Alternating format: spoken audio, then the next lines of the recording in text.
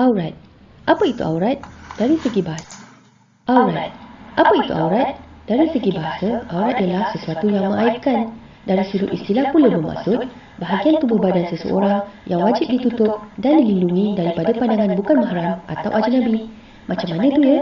Macam ni, aurat lelaki dengan perempuan mahram, dengan perempuan bukan mahram, dengan perempuan bukan Islam, auratnya di antara pusat hingga lutut. Aurat sesama lelaki macam mana pula? Jawapan dia sama juga, tahu? Jadi, janganlah berboksa saja sesama lelaki. Aurat tu bro. Mari kita fahamkan pasal aurat perempuan pula. Dengan mahram lelaki, auratnya di antara pusat hingga lutut. Dengan lelaki bukan mahram, dengan lelaki bukan Islam, auratnya seluruh tubuh kecuali muka dan tapak tangan. Sesama perempuan pula macam mana ya? Menurut sebahagian ulama, seluruh badannya adalah aurat kecuali kepala, muka, dada, dua lengan dan dua betisnya di hadapan wanita Islam. Jadi, jangan ingat sesama wanita kita boleh pakai sesuka hati tahu. No, no, no. Kenapa penting bagi kita tahu ini semua? Sebab hukum menutup aurat ini adalah wajib bagi lelaki dan perempuan Islam. Ada sebab mengapa agama Islam mewajibkan perintah menutup aurat, iaitu pertama, untuk menjaga dan memelihara kehormatan diri seseorang. Kedua, untuk menghindarkan diri daripada terjerumus ke arah perbuatan zina. Ketiga, untuk membezakan antara kepribadian orang Islam dengan orang bukan Islam. Dan keempat, untuk menggambarkan bahawa orang Islam sangat patuh dan taat kepada perintah Allah. Tapi orang lelaki senanglah. Aurat dia senang nak jaga. Hei, nampak saja senang. Tapi adakah kita tahu, sebagai seorang lelaki yang juga seorang ayah, seorang suami, seorang anak dan juga seorang abang, akan diheret oleh wanita yang tidak taat kepada surat agama ke dalam neraka di akhirat nanti? Sanggupkah kita, wahai kaum hawa? Na'udzubillah min zalik. Untuk lebih faham, mari kita tengok beberapa kesilapan kaum wanita tentang aurat. Antaranya ialah, wanita menganggap aurat itu adalah memakai tudung saja. Bertudung tetapi bertishet lengan pendek. Bertudung tetapi memakai baju kurung yang terbelah kainnya. Bertudung tetapi bajunya sendat, sempit dan nipis lalu menampakkan bentuk badan. Bertudung tetapi tudungnya tidak menutupi dada dan nipis sehingga menampakkan sanggul, leher dan tengkuk. Bertudung tetapi menaiki motor sambil menayangkan betis sepanjang jalan. Tengok, banyakkan kesilapan dan salah faham. Tapi tak apa, tidak pernah terlewat untuk belajar kan? Ada yang kata nak tutup aurat, cuma masih belum sampai seru. Nasihat dari ibu bapa, keluarga, kawan-kawan tu kira serulah. Nak seru macam mana lagi? Ingat, mati tidak mengenal usia, takut tak sempat nak bertaubat nanti. Takkan nak buat perubahan secara drastik. Slow-slow lah. Boleh ke cakap kat malaikat Israel nanti? Tunggulah kejap, lepaklah dulu, jangan ambil nyawa aku lagi.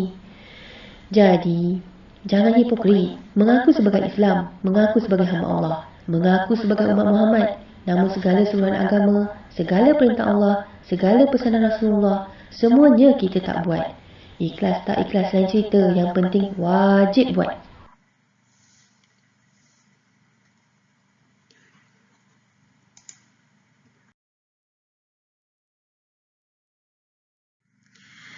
Assalamualaikum warahmatullahi wabarakatuh. Bismillahirrahmanirrahim. Alhamdulillahirrabbilalamin. Wassalatu wassalamu ala asyrafil anbiya'i wal mursalin wa ala alihi wa sahbihi ajma'in. Bertemu kita sekali lagi dalam kelas PDPR pada minggu ini bersama dengan Ustazah Rafqah binti Bahazan. Okey, daripada video yang Ustazah tayangkan di awal kelas tadi, dapat gambaran tak apakah tajuk yang bakal Ustazah sentuh pada hari ini? Okey, hari ini insyaAllah kita akan belajar tentang tutuplah auratmu, iaitu adab dalam kita berpakaian. Okey, murid-murid, kalau dah bersedia, pastikan ada buku teks bersama-sama kamu ya.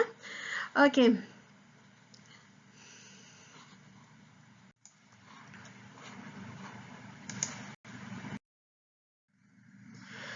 Okey, buku teks kamu pada muka surat 162 hingga 165 insyaAllah. Okey, 162 hingga 165 kamu boleh semak. Okey, tajuk pertama hari ini. Okey, apa itu aurat? Aurat ialah bahagian tubuh badan yang wajib ditutup dan tidak boleh didedahkan. Bahagian tubuh badan yang wajib ditutup dan tidak boleh didedahkan. Tidak boleh ni bukannya boleh tak sikit-sikit ke apa semua? Tak boleh. Tak boleh. Apa yang Allah, apa yang Nabi tegah, apa yang Nabi Muhammad dah ajar kita kat bahagian mana-mana semua kita kena follow. Tak ada nak kata-kata nak lebih kurang apa semua, tak boleh ya. Sebab itu penting kita nak kena belajar.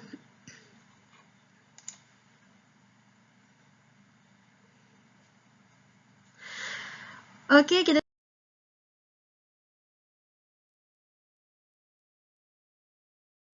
tengok dulu pada dalil nakli, kewajipan untuk menutup aurat. Dalil nakli, sebagaimana saya tekankan sebelum ini, dalil.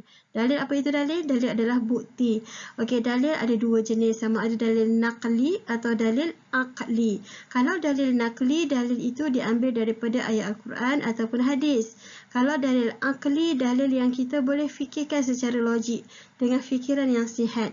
Okey, di dalam tajuk ini diberi dalil nakli. Dalil yang diambil daripada mana? Daripada mana sumber dia? Cuba kamu tengok ni. Okey, ni surah An-Nur ayat 33. Kalau surah An-Nur ayat 31. Surah An-Nur ayat 31. Kalau nama surah An-Nur daripada mana? Al-Quran ke hadis?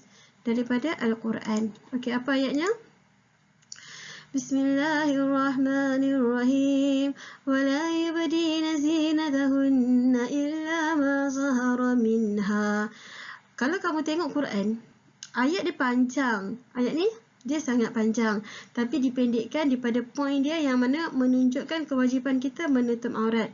Wala tubdina zinatahunna illa ma zahara minha. Apakah maksudnya? Dan janganlah mereka memperlihatkan perhiasan tubuh mereka kecuali yang zahir daripadanya.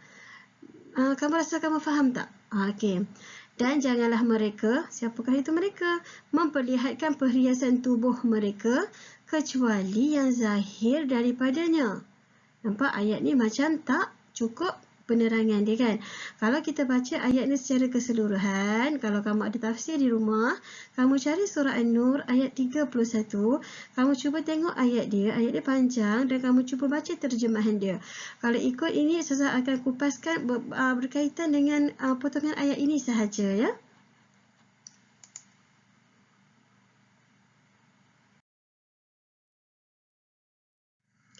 Okey, keterangan ayat,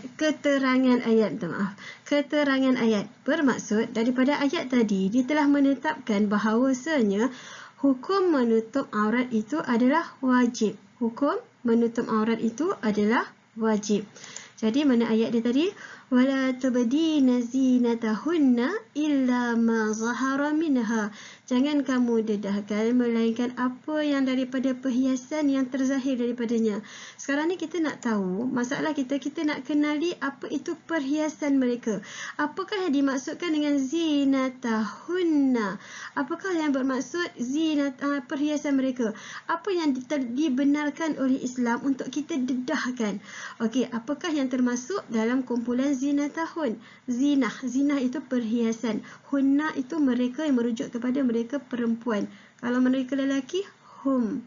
Okey, kalau mereka lelaki, hum. Kalau hunna mereka perempuan ni. Ni hunna. Kamu belajar kan? Huwa, huma, hum, hiya, huma, hunna. Hunna ini merujuk kepada perempuan.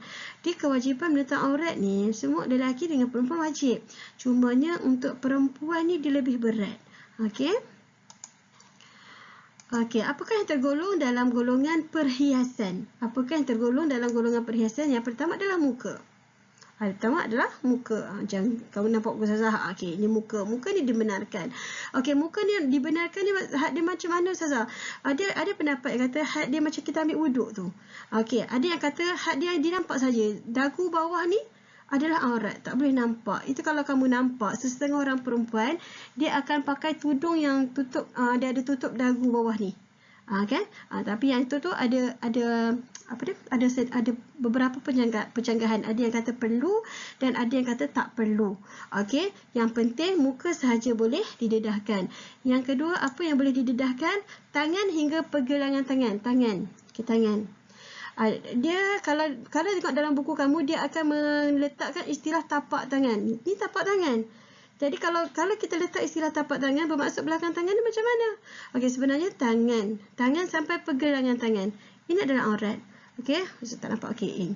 Jadi had ini sahaja. Jadi bawah-bawah ni semua aurat tau. Ni semua aurat. Jadi secara tidak langsung perempuan haram pakai t-shirt tangan pendek. Okey. Kemudian, pakaian. pakaian. Bermaksud apa yang ialah kalau macam pakaian kita lah, itu dikira perhiasan lah. Daripada pakaian-pakaian kita itu dikira perhiasan ataupun macam di muka dan di tangan. Di tangan ni sesetengah orang perempuan dia suka pakai inai. Boleh tak? Boleh lah. Dia dikira perhiasan pada zon aurat yang boleh zon anggota badan yang boleh didedahkan, dia dikira boleh. Maksudnya pakai inai boleh, nak pakai cincin boleh. Okey. Kalau nak pakai gelang luar daripada kawasan aurat ni boleh. Dengan syarat dia tak boleh berlebih-lebihan. Okey. Okey, dekat muka ni termasuk lah. Kan sesetengah orang perempuan dia make up. Kan?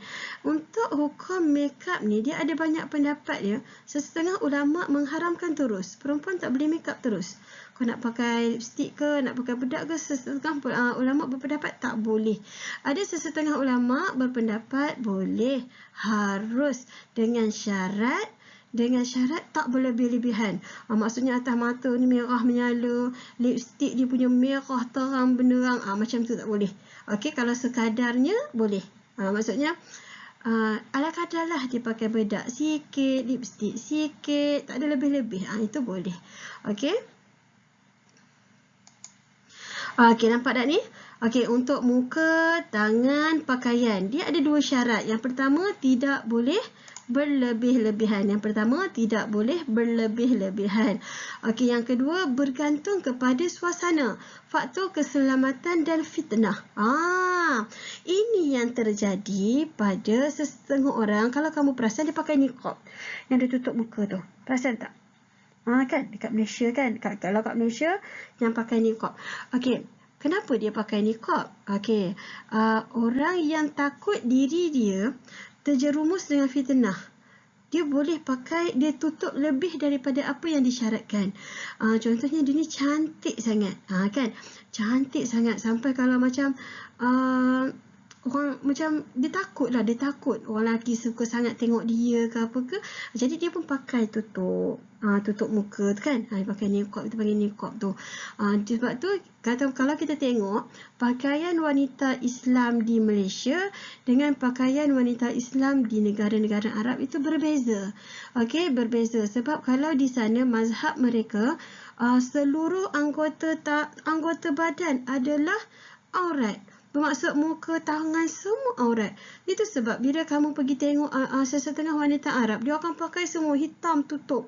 Sini semua tangan ni semua tak nampak. Kita kat Malaysia, kita kat Indonesia, kita berpegang pada mazhab Imam Syafi'i, muka dengan tangan boleh. Okey?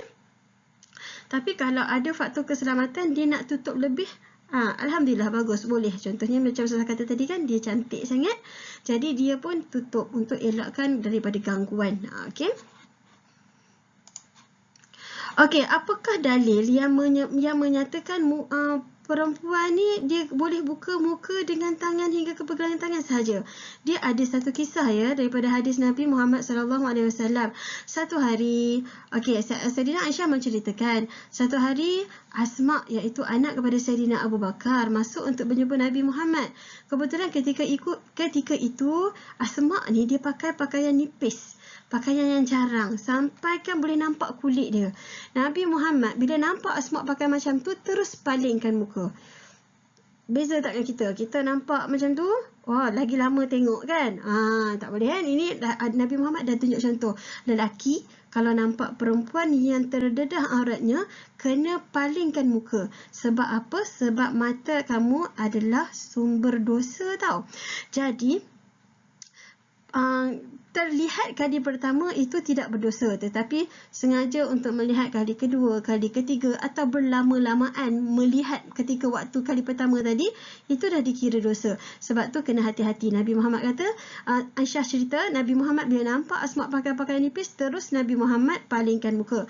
Kemudian Nabi Muhammad SAW terus bersabda, wahai Asma, seorang wanita apabila telah datang haid, yang ini cukup umur baligh. Okey, perempuan kalau datang haid itu adalah tanda dia dah baligh. Tidak harus dilihat dari badannya, melainkan ini dan ini sahaja. Nabi tunjuk ini dan ini sahaja. Daripada hadis inilah yang disyaratkan, yang difatwakan bahawasanya aurat wanita adalah seluruh anggota tubuh badan kecuali muka dan kedua tangan hingga pergelangan tangan sahaja. Okey?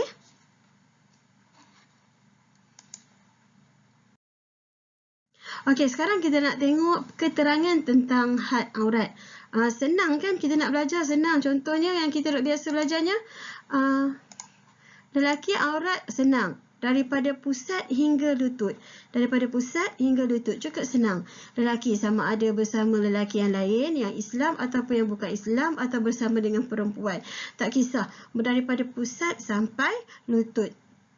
Habis tu Ustazah, kalau saya sembahyang, boleh, maksudnya kalau kamu tanya Ustazah kan, kalau saya sembahyang, maksudnya kalau saya pakai kain pelikat sahaja, bolehlah ya saya tak pakai baju. Boleh ke Ustazah? Ya, boleh. Cumanya, dia dianggap tak thiqah. Maksudnya dia macam tak ada adab. Kan? Dia kurang adabnya. Sembahyang tak pakai baju ni, dia kurang adab. Jadi tak digalakkan. Bila kamu nak solat, kamu kena pakai baju. Walaupun aurat kamu sebenarnya daripada pusat sampai lutut sahaja. Okey? Okey, berbeza dengan perempuan. Perempuan, mana aurat dia? Seluruh anggota tubuh badan kecuali muka dan tangan. Bagaimana keterangan? Keterangan walaupun dahlah susah, dahlah sikit anggota badan yang boleh didedahkan. Yang ditutup yang lain-lain ni pula sebenarnya masih ada syarat. Tudungnya ada syarat, bajunya ada syarat, kasutnya ada syarat. Okey, apakah syarat-syarat untuk pendetailan dia? Okey, yang pertama, okey, perempuan tidak boleh bila dia pakai tudung. Kalau kamu perasan tak, ada perempuan dia suka pakai bonggol. Bila dia pakai tudung, dia nampak bonggol dekat kepala, dekat belakang ni. Okey, seolah-olah dia nak menunjukkan yang rambut dia ni panjang. Kan? Itu diharamkan ya. Ada hadis dia, nanti Ustazah akan tunjuk kepada kamu selepas slide ni. Okey, tak boleh ada bonggol di atas kepala. Itu haram. Okey, yang kedua, tudung tak boleh jarang. Nampak bentuk leher, tak boleh. Okey?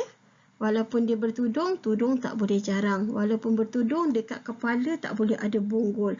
Bonggol yang sedikit, tak ada, macam kita rambut panjang, perempuan rambut panjang ada bonggol sedikit. Itu tak apa. Ini melampau bonggolnya. Kalau kadang-kadang kita tengok fashion-fashion sekarang ni pelik-pelik kan? Itu tak boleh ya. Yang seterusnya, tudung bukan sekadar pakai tudung. Tudung itu ada syarat. Labuh tudung mesti lebih pada bahu. Bahu perempuan kan? Bahu lebih sikit pada bahu. Maksudnya dari bahu ni, dia jatuh sikit. Itu had minimum dia.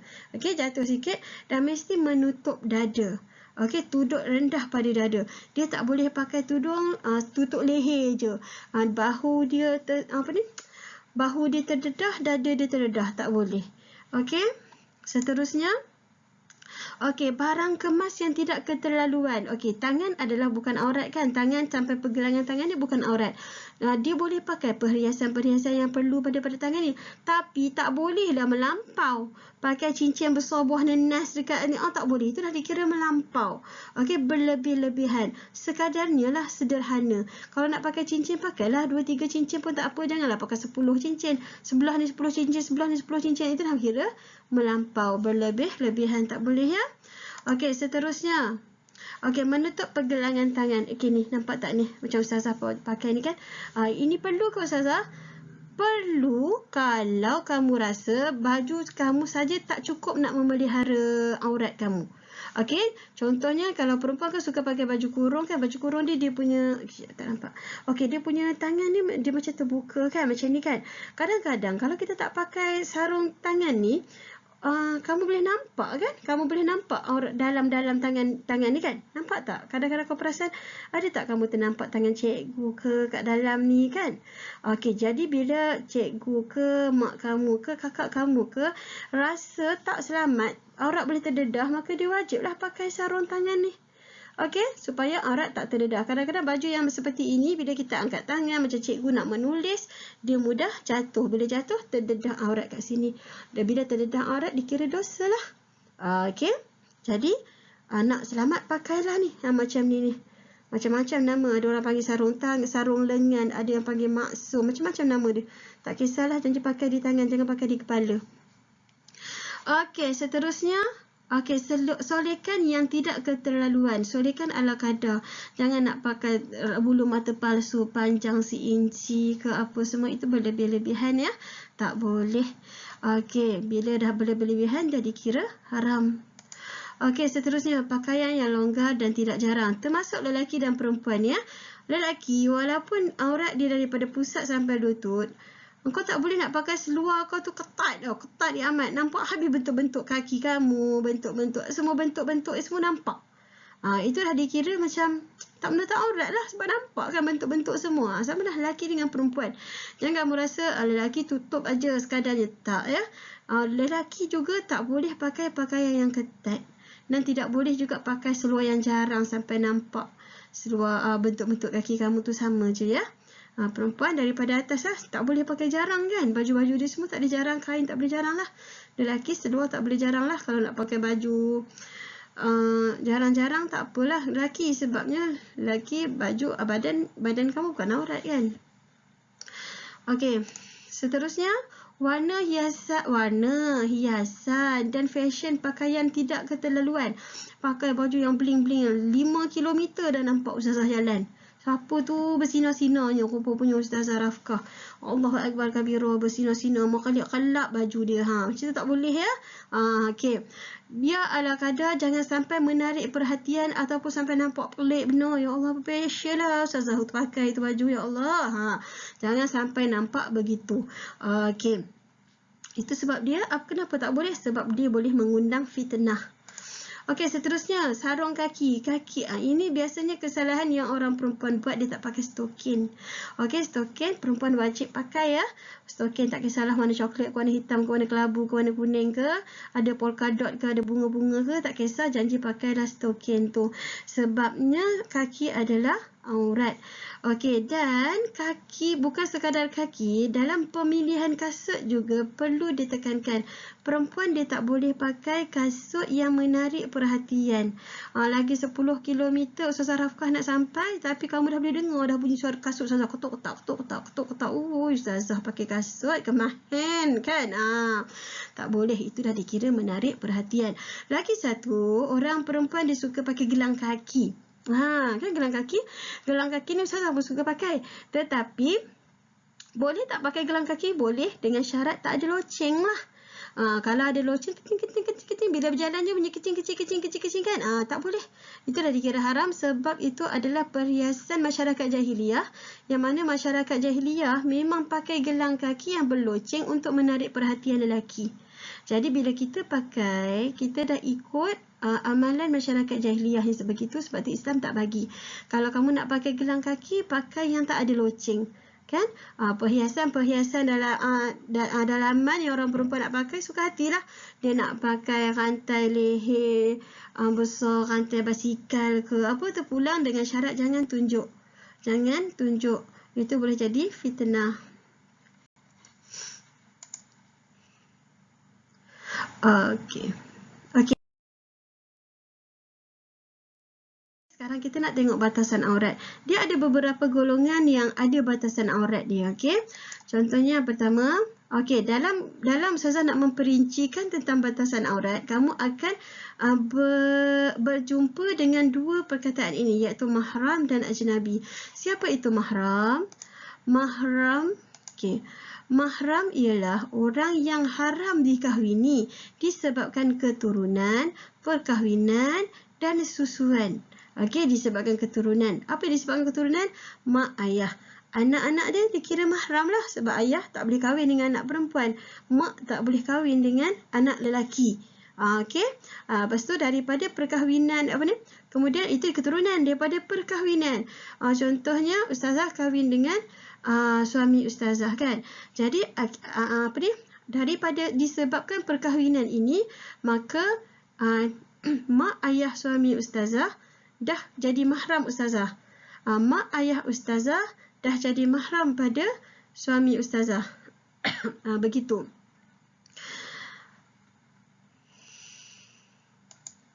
Seterusnya susuan. Susuan ni anak susuan. Kalau sekarang ni dekat masyarakat Malaysia kita ni jarang-jarang nak dengar. Tapi sebenarnya kita ada macam Contoh kamu ada adik kan, kamu ada adik, mak kamu sibuk kan, mak kamu sibuk jadi nurse ke frontliner ke kan, tak sempat nak susukan adik. Jadi mak bayar upah dekat makcik rumah sebelah ke untuk susukan adik. Jadi adik kamu dah jadi anak susuan kepada makcik rumah sebelah. Jadi anak-anak makcik rumah sebelah dah tak boleh kahwin dengan adik kamu. Sebabnya dia dah dikira mahram. Mahram ni siapa? Kita tak boleh kahwin dengan dia. Okey. Seterusnya, apakah itu ajnabi? Ajnabi seerti. Ajnabi ni dia orang asing. Maksudnya kalau ikut bahasa Arab dia, ajnabi ni maksudnya orang asing. Dia seerti dengan bukan mahram. Maksudnya kita boleh kahwin dengan dia. Kita boleh kahwin dengan dia. Okey. Contoh dia Ustazah. Contoh dia macam macam mana? Macam kamu dengan sepupu kamu. Okey, kamu dengan sepupu perempuan kamu. Kamu dengan sepupu kamu boleh kahwin ya.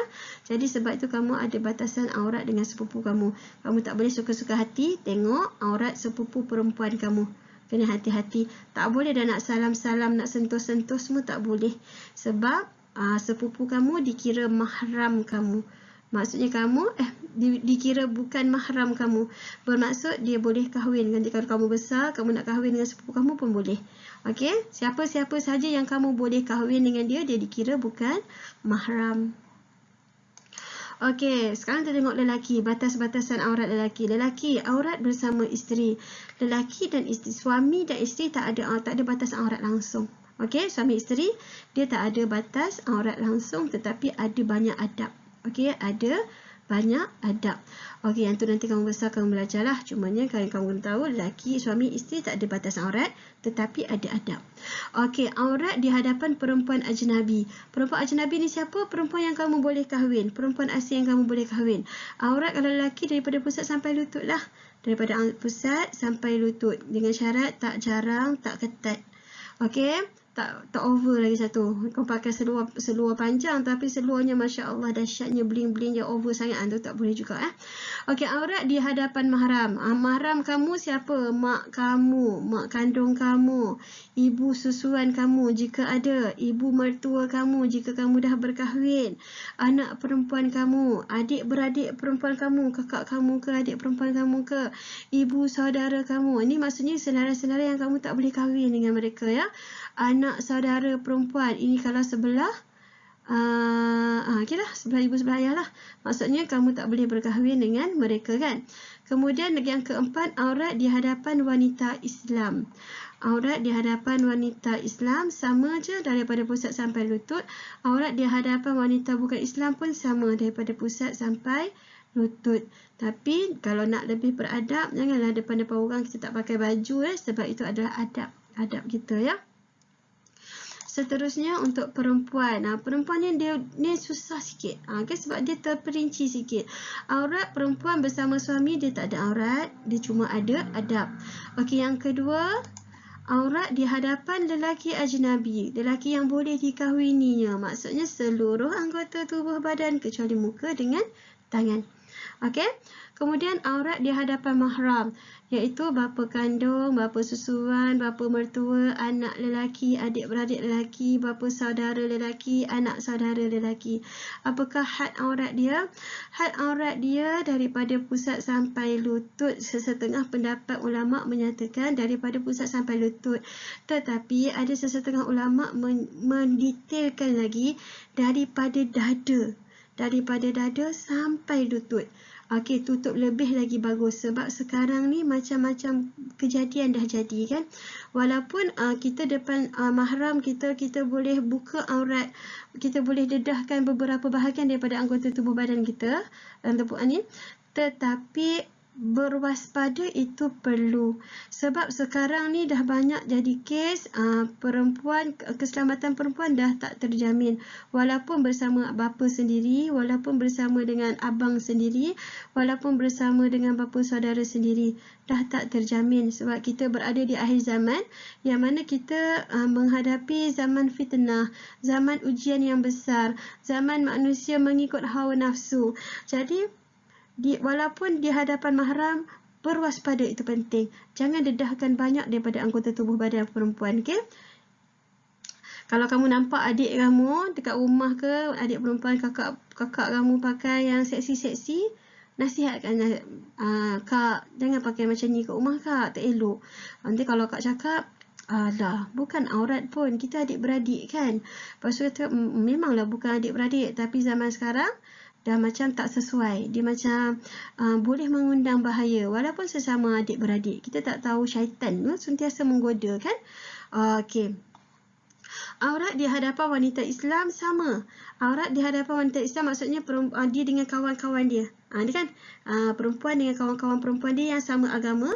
Maksudnya dia boleh buka sebahagian daripada anggota tubuh badan dia, daripada dada sampai setengah pendapat kata daripada pusat sampai lutut. Ada pendapat yang mengatakan daripada dada sampai lutut. Okey, dia boleh dia buat yang dia perlu tutup, daripada dada sampai lutut ataupun daripada pusat sampai lutut, ikutlah kewajaran dia. Okey, ikut kewajaran yang kesesuaian dia. Jangan dedahkan banyak-banyak sebab adab dia tak sesuai. Walaupun boleh tetapi dia macam aib lah sebenarnya kan. Macam malu. Okey, sebab apa aurat ni benda yang kita kena tutup ni sebab atas dasar malu. Okey. Aurat wanita di hadapan wanita bukan Islam. Dia sama dengan aurat wanita dengan lelaki. Maksudnya seluruh anggota tubuh badan kecuali muka dengan tangan. Maksudnya kalau ustazah dengan teacher Fazidah ke, dengan cikgu Syam ke, dengan kawan-kawan perempuan ustazah yang beragama Islam, ustazah boleh buka tudung. Tetapi kalau ustazah bersama dengan Madam Punita ke, Madam Shanti ke, sama ustazah kena pakai tudung. Tak boleh buka aurat melainkan muka dengan tangan sahaja. Okey, sebab tu. Betul kalau ustazah sentuh Miss Punita, Madam Punita dan Madam Shanti, batal tak wuduk ustazah? Sebabnya ustazah kalau sentuh lelaki yang mahram, maksudnya lelaki yang bukan mahram, batal wuduk kan? Tapi kalau ustazah sentuh perempuan yang bukan Islam, batal wuduk tak? Wuduk tak batal. Wuduk tak batal, cumanya had aurat kena jaga. Macam tu juga kamu sentuh kawan-kawan lelaki kamu yang bukan Islam, batal wuduk ke? Tak batal wuduk ya. Sebab sama ramai sangat murid ustazah cakap, ustazah saya dah batal wuduk sebab pegang dia. No, tak. Kamu pegang lelaki lain tak batal wuduk. Kamu pegang perempuan baru batal wuduk.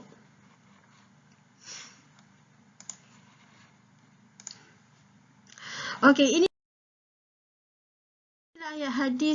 inilah hadis yang ustazah nak ceritakan tu, yang pasal bonggol kat kepala tu kan. Okey, dari Abu Hurairah radhiyallahu anhu berkata, Rasulullah sallallahu alaihi wasallam bersabda, ada dua golongan penghuni neraka yang belum pernah aku lihat. Maksudnya dua golongan ni tak ada pada zaman Nabi Muhammad. Yang pertama, satu kaum yang memegang cambuk seperti ekor sapi. Mereka mencambuk manusia dengannya. Macam ni cambuk ni macam ni Dia macam cemeti, dia macam rotan yang bertali tu kan. Kan ekor sapi. Sapi ni apa? Sapi ni lembu. Kamu tengok ekor lembu? Ekor lembu tu kan. Maksudnya satu kaum yang memegang tali macam ekor lembu tu, mereka pukul manusia dengannya. Apakah sini? Ini ulama banyak yang membahaskan, nak mendetailkan dia, sebab ustazah pun tak berani nak detailkannya. Cumanya dia menjurus kepada orang yang ada kuasa, dia salah guna kuasa. Okey, dia salah guna kuasa, maksud dia menindas manusia lain. Sekarang ada tak zaman sekarang? Maksudnya ada tak polis yang tangkap orang tapi orang tu tak bersalah? Ada tak kan? Dia diumpamakan macam itulah. Dia ada kuasa dan dia salah gunakan kuasa dia. Dia boleh tangkap suka-suka hati orang lain. Dia boleh jatuhkan hukuman suka-suka hati terhadap orang lain walaupun orang itu tidak bersalah. Ingat ya, ini golongan pertama yang Rasulullah kata dia adalah penghuni neraka. Yang kedua, wanita-wanita yang berpakaian tetapi telanjang. Maksudnya dia pakai baju lengkap tetapi dia lihat dalam keadaan tidak berpakaian. Ya, apa tu? Siapakah mereka? Mereka yang memakai pakaian ketat sangat. Dia pakai tutup kepala semua, dia cuma buka muka dengan tangan dia. Tapi ya Allah, bajunya ketat ya amat. Itu Dia pakai baju tapi dia tak dikira pakai baju. Dia berjalan berlenggang-lenggok, menggoyangkan bahu dan punggungnya dan rambutnya disasak seperti punuk unta yang condong. Dia kata rambutnya diletakkan dia macam dia letakkan bonggol kat kepala dia tu. Seperti punuk unta ni bonggol unta. Okey, ini golongan kedua yang Nabi Muhammad kata dia adalah penghuni neraka. Hati-hati kamu cuba tengok dalam rumah kamu, mak kamu, adik kamu, kakak kamu ada tak seperti ini. Sebab apa? Sebab lelaki had aurat dia sedikit kan? Perempuan had aurat dia banyak. Untung lelaki. No, tak untung lelaki sebab lelaki dia ada tanggungjawab besar. Sebab apa? Dia kena pastikan setiap keluarga, ahli keluarga perempuan yang ada di rumah dia ataupun setiap ahli keluarga perempuannya menutup aurat dengan sempurna. Kalau setiap ahli keluarga ada di kalangan ahli keluarga perempuannya tidak menutup aurat dengan sempurna, dia akan bersama dengan mereka masuk neraka. Dia lelaki. Hati-hati kamu lelaki ya. Tengok mak kamu, tengok adik kamu, tengok kakak kamu. Kalau mak, cara nak menegur mak ada hikmah, ada cara. Kamu tak boleh direct dengan mak. Dengan mak ni ada cara. Sama ada kamu minta ayah yang tegur, kamu jangan tegur direct ya. Dia ada hikmah dia. Kalau kakak dengan adik, kamu boleh tegur lah. Pastikan jangan kasar. Kita menegur jangan sampai menghina. Okey, kita menegur jangan sampai menghina. Tegur dengan berhikmah.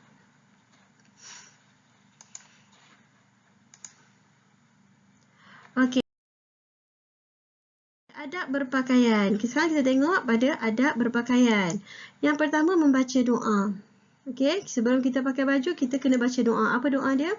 Allahumma inni as'aluka min khairihi wa khairi ma huwa lahu wa a'udzubika min syarrihi wa syarri ma huwa lahu. Maksudnya, Allahumma inni as'aluka, ya Allah, ya Tuhanku, aku memohon kepadamu min khairihi, daripada kebaikan pakaianku, wa khairi ma huwa, dan daripada kebaikan yang ada padanya, wa a'udzubika min syarrihi wa syarri ma huwa lahu, dan aku berlindung denganmu ya Allah daripada keburukan pakaian ini serta keburukan yang ada pada dia. Okey, jadi sebelum kita pakai baju, kita baca doa ni ya. Kita minta kebaikan daripada Allah di atas apa yang kita pakai dan kita minta perlindungan daripada Allah sekiranya ada keburukan pada pakaian ini, dia tidak memberi mudarat pada kita. Okey, doa ni macam mana kena hafal ke? Ya, kena hafal. Jadi kalau kamu nak pakai baju, kamu pakai baju hari-hari kan? Jadi nak kena hafal lah doa ni, nak kena baca lah doa ni hari-hari kan? Jadi sebab kalau tak hafal lagi, tulis tampal kat dinding, tampal kat almari baju tu. Kamu tulis, kamu tampal kat almari, bila setiap kali nak pakai baju, baca. Okey, baca ya, kita ikut sunnah Nabi. Siapa yang ikut sunnah Nabi ni besar pahala dia sebab Nabi baca doa ni setiap kali sebelum pakai baju. Yang kedua, memulakan anggota kanan ketika memakai pakaian. Bila kita nak pakai baju, kita mula dengan anggota kanan dulu. Kalau pakai seluar, masukkan kaki kanan dulu. Kalau pakai baju kemeja, masukkan tangan kanan kamu tu dulu. Okey. Kemudian bila kita nak buka baju, kita dahulu ke anggota kiri. Nak buka seluar, keluarkan kaki kiri dulu. Nak buka baju, keluarkan tangan kiri dulu. Okay, yang akhir sekali memilih pakaian yang menepati syarak. Pilih pakaian yang menepati syarak. Yang pakaian yang menepati syarak ni macam mana Ustazah? Yang Ustazah cerita tadi yang pada yang gambar lelaki dengan perempuan tadi kan? Tidak jarang, tidak ketat, tidak berlebih-lebihan, fashionnya tidak melampau. Begitu. Pasti menutup aurat dengan sempurna. Jangan pakai-pakai nanti kalau angin bertiup kan nampak aurat kita. Tak boleh macam tu kan. Itu pakaian-pakaian yang menepati syarak. Okey, sunnah Rasulullah dalam berpakaian. Nabi Muhammad macam mana Nabi berpakaian? Kita perlu belajar ya sunnah Nabi dalam berpakaian sebab apa? Kita nak tiru, nak contohi akhlak Nabi dalam berpakaian. Ikut cara Nabi dalam berpakaian sebab apa? Bila kita ikut cara Nabi, secara tidak langsung kita dapat pahala mengikut sunnah Nabi. Yang pertama, Rasulullah memakai pakaian yang berlengan panjang sehingga ke pergelangan tangan. Nabi Muhammad yang lelaki pun pakai baju tangan panjang. Okey, Rasulullah membaca doa sebelum memakai pakaian. Tadi doa kita dah belajar kan? Cuba tinggal kamu nak hafal. Rasulullah suka memakai pakaian yang berwarna putih, bersih, wangi dan sederhana. Nabi Muhammad dia tak suka berlebih-lebihan dalam berpakaian. Okey. Kalau kita pergi tengok dekat pameran barang Rasulullah kan, kadang-kadang muzium dekat KL dia ada selalu buat, kadang-kadang dia macam pameran barang-barang Rasulullah. Kalau kita tengok jubah Nabi Muhammad kan, Masya Allah, simple sangat. Okey, tapi sebab Nabi Muhammad ni orangnya sederhana, okey, bersederhana. Okey, hikmah menutup aurat. Apakah kelebihan bagi orang yang menutup aurat ni? Yang pertama, sebagai bukti taat kepada perintah Allah dan Rasul. Kita tutup aurat sebab apa? Sebab ini arahan daripada Allah dan Nabi Muhammad. So, jadi kita buatlah. Jadi bila kita menutup aurat, itu menunjukkan kita taat, kita patuh pada perintah Allah. Dengan menutup aurat, kita secara tidak langsung kita dapat menjaga maruah dan kehormatan diri. Menjaga maruah dan kehormatan diri. Contoh orang perempuan, kalau pakai terdedah sangat, pakai seksi-seksi sangat, orang nampak dia seperti perempuan murahan. Jadi tak elok kan? Jadi pesanlah pada kakak kamu, adik kamu, jaga kakak kamu, jaga adik kamu elok. Pastikan mereka berpakaian yang mengikut syarak. Okey, kita menjaga maruah keluarga, nama baik keluarga. Okey. Okey, itu sahaja bersama Ustazah hari ini. Mudah-mudahan ilmu yang kamu perolehi pada hari ini dapat memberi manfaat untuk hidup kamu selama-lamanya. Sebelum kita akhiri kelas kita hari ini, jom kita sama-sama bacakan tasbih kifarah dan surah Al-As. Bismillahirrahmanirrahim. Subhanakallahumma wa bihamdika asyhadu an la ilaha illa anta astaghfiruka wa atubu ilaik. Wal 'asr innal insana lafi khusr illa alladhina amanu wa 'amilus salihat wa tawasaw bil haqq wa tawasaw bis sabr. Wabillahi taufiq wa hidayah. Wassalamualaikum warahmatullahi wabarakatuh.